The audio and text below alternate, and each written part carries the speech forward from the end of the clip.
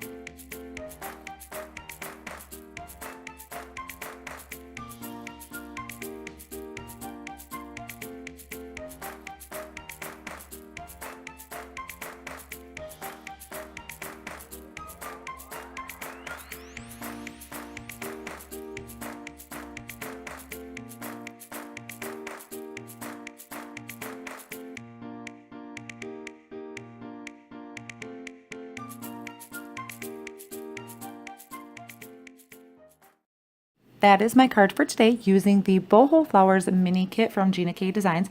I will have all the products listed down below in the video description and also on my blog for you to check out. Please give a thumbs up if you like this video and subscribe to my channel to stay up to date with my current projects. Thank you so much for watching, and I'll see you in the next video.